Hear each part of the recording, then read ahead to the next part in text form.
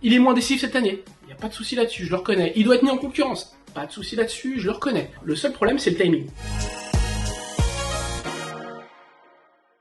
Salut les gones, alors si on avait pris en 2024 la bonne résolution d'être un peu plus heureux en regardant l'OL, je pense que beaucoup, comme moi, ont rouvert l'armoire à pharmacie en quête de Prozac en se disant mais c'est pas possible, ils vont finir par nous tuer, ces joueurs dépressifs et cette équipe qui nous fait plus de mal que de bien cette saison.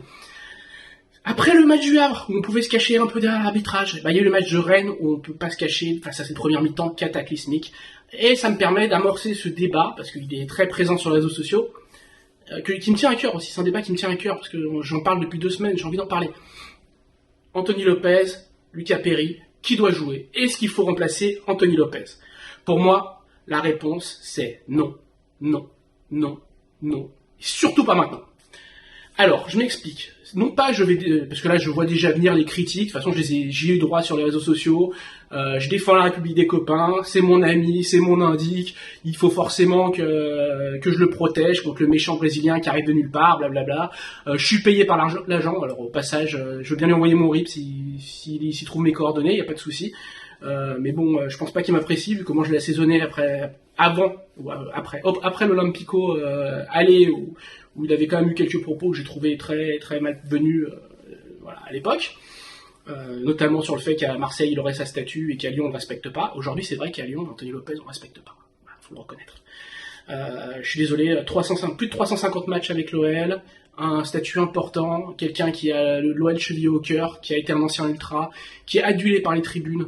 Je veux dire, ça mérite quand même un peu de respect et une certaine retenue que tous ces illuminés des réseaux sociaux ne se permettent plus aujourd'hui. Cette retenue, on l'a plus. On a lâché la bride, c'est n'importe quoi. Pendant le match, après le premier but de Martin Terrier, j'ai regardé vite fait les réseaux, je me suis dit, à tous les coups, ça va pas y manquer, ça va être de la faute à Anthony Lopez, même si t'as Cherki qui fait une perte de balle dégueulasse, et même si Lovren se fait prendre de vitesse. Et ça n'a pas manqué. On a appuyé sur le fait qu'il y a un 0,08 d'expected goal et que n'importe quel gardien l'aurait arrêté. Non, je suis désolé, pas n'importe quel gardien l'aurait arrêté. Cette frappe, elle est incroyable. Il faut savoir le dire, même si c'est côté gardien, c'est un missile qui part dans un angle impossible, qui prend l'intérieur du poteau, qui rentre. Je veux dire, n'importe quel gardien l'aurait pris. Voilà, mettre ça sur le dos d'Anthony Lopez, c'est un dégueulasse, mais ça situe un peu la mentalité des gens qui vont se moquer quand ils voient une petite vidéo de l'entraînement avec Orban qui le lobe, et en gros, vous voyez comment il est nul, ou regardez, Lucas Perry se marre quand il voit Lopez faire des arrêts, regardez comment il se... Non, il y a juste une bonne ambiance entre les deux gardiens, on veut créer un conflit, on veut créer un malaise, et on y arrive bien pour l'instant. Ce petit vent des réseaux, instrumentalisé par certains influenceurs au Bob Cochonou et aux idées courtes, qui ferait mieux de continuer de parler de bicyclette plutôt que de parler football, parce que la plupart du temps c'est désastreux comme avis, et puis surtout c'est basé sur rien. Facile quand on est devant son ordi chez soi à faire des commentaires. Au stade, on n'a pas forcément la même impression. Déjà, quand on voit la vitesse de l'action, tu t'en rends peut-être pas compte à la caméra parce que t'es plus loin de l'action, mais quand t'es au bord du terrain, tu le vois, quoi. Ça allait à 2000 à l'heure, et que la frappe, c'était une gamelle magnifique, un but incroyable à mettre. Voilà. Donc, c'est sûr qu'Anthony Lopez prend beaucoup de bangers cette saison. Certains sur lesquels il est responsable, mais d'autres, comme celui du Messin Diallo, comme les buts de Fèvre de mémoire lors du 3-3 contre Lorient, ce but-là, pour moi c'est pas de sa responsabilité. Il y a aussi des défenseurs et des milieux qui ont le droit de monter sur le porteur pour empêcher certaines frappes, ou mieux couvrir un peu le gardien pour que ses arrêts il les fasse dans des positions plus confortables, parce qu'il est souvent livré à lui-même. Alors il fait quelques arrêts souvent quand Lyon est mené. Il est moins décisif cette année, il n'y a pas de souci là-dessus, je le reconnais. Il doit être mis en concurrence, pas de souci là-dessus, je le reconnais. Ça me dérange pas. Le seul problème, c'est le timing. Et je l'ai dit dans une précédente vidéo. Pour moi, faire venir un gardien cet hiver alors que l'OL doit se sauver, c'est la meilleure chose à faire. Tu veux créer un problème en plus. Là, tu t'es créé le problème, il existe maintenant. T'as les supporters qui se fracassent entre eux. On accuse les ultras d'être trop pro Lopez et de jouer contre le club. Mais les gens d'internet, ils jouent autant contre le club en voulant mettre la pression sur le numéro 1 pour changer de gardien.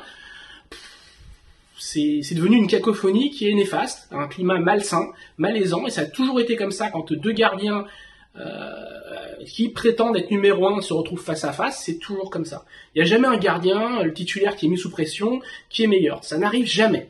Jamais. On l'a vu au PSG, avec Keylor Navas, à partir du moment où Donnarumma est arrivé, il était exceptionnel avant l'arrivée de Donnarumma, il a été nul après. Et ça arrivait partout pareil. Quand on a mis Buffon et Areola opposés, les deux se sont ramassés. C'était une année compliquée pour les deux.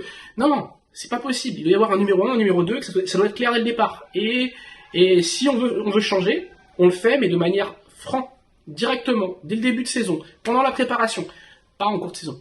C'est trop dangereux. Et puis je suis désolé, moi je ne connais pas Luca Perry, très peu, j'ai vu quelques images, j'ai vu notamment le but de gag qui s'est pris avec Botafogo cette saison, où il rate son contrôle, il oublie le ballon, il cherche le ballon, il se prend un but voilà. C'est sûr que ça m'aide pas à être serein quand je vois ça, j'ai vu ça. J'ai aussi vu qu'il avait de bonnes statistiques, c'est vrai, championnat du Brésil, mais moi ce qui me dérange le plus, c'est qu'il a fait comme Neymar à l'anniversaire de Romario, c'est-à-dire qu'il est arrivé gras comme un tasson à la reprise d'entraînement à Lyon, 5 kilos en trop quand même, hein. Après 5 semaines de vacances, 4 semaines, je crois, 4 semaines, donc après de courtes vacances, c'est un manque de respect pour le club, je suis désolé. Un vrai manque de respect pour le club. Donc après, j'espère me tromper, j'espère qu'il va vite revenir à son poids de forme et qu'il va être excellent, et quand il va jouer, on va en dire du bien. Maintenant, le jour où il va remplacer Anthony Lopez, et il aura tous les regards braqués sur lui, il va falloir être costaud dans la tête, parce qu'il va pas falloir être fébrile. Hein.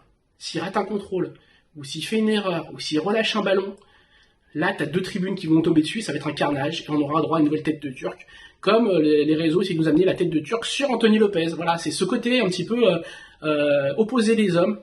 Là, c'est pas en fait une concurrence saine.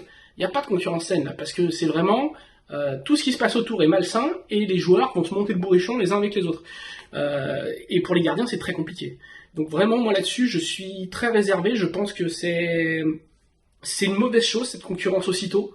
Il aurait peut-être fallu attendre que Lyon soit sauvé avant de faire ça. Alors effectivement, il y a l'effet d'opportunité, le prendre avant la saison brésilienne, ok.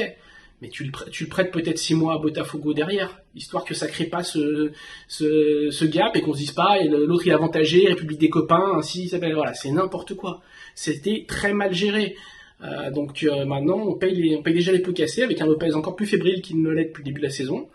Pas décisif sur les derniers matchs, c'est un fait. Est-ce qu'il sera un peu plus sur les prochains? Faut espérer.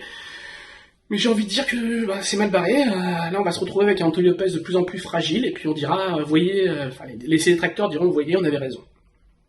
Et c'est bien malheureux, parce que le problème, on l'avait anticipé, c'est pas faute d'en avoir parlé en amont, et moi, ça me désole. Et puis le traitement médiatique. Pas le traitement médiatique, parce que les médias sont relativement coulants et comprennent ça.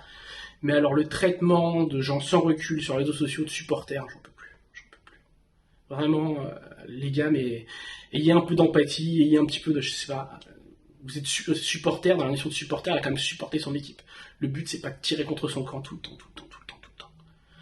C'est mon message, voilà. Il sera pas entendu, il sera pas audible. Voilà. Je veux dire, je m'en fous, moi je donne mon avis. Voilà, c'est tout pour cette semaine. On se retrouve la semaine prochaine pour une nouvelle vidéo Olympique Lyonnais. D'ici là, portez-vous bien et on espère que l'Olympico se passera un peu mieux que les 2 derniers matchs.